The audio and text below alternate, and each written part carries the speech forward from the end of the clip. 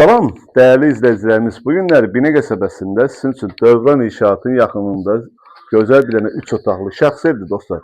Sadəcə olaraq təmiri yenicən olunubdur.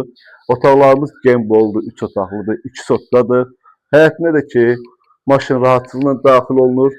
İnşallah sizin üçün evin təqdimatını aparacağım. Sizdən xahişim videonu sonacan izləyin ki, tam ətraflı sizin üçün məlumatı verim. Sizdən xahişim axıra kimi videonu izləyin. Keçək.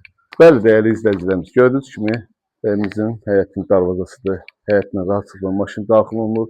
Qazı, işığı, suyumuz da mövcuddur. Sayğacları, hər bir şey yerindədir. Rahatlıqla həyətinə də maşın, 2 maşın daxil olunur. Əlavə olaraq bu tərəfdən dönürük ki,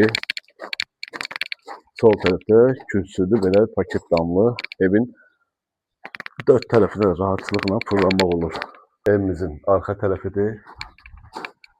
Bu da digər yan tərəfidir, belə.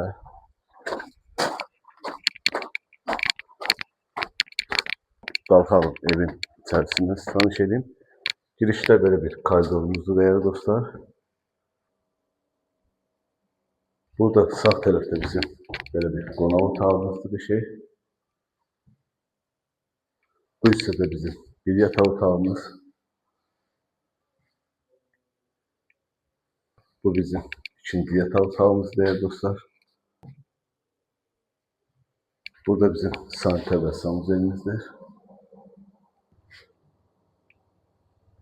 Burada da bizim geniş böyle bir mətbəximizdir değerli dostlarımız.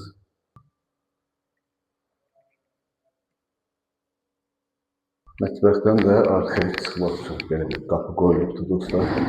Değerli izləyicilərimiz, evimizin qiyməti 65 minə deyilir. İnşallah gəldikdə real alıcı ilə danışıb razılaşmaq olar. Allah Allah'ın satanda xeyirlisi. Sağ olun.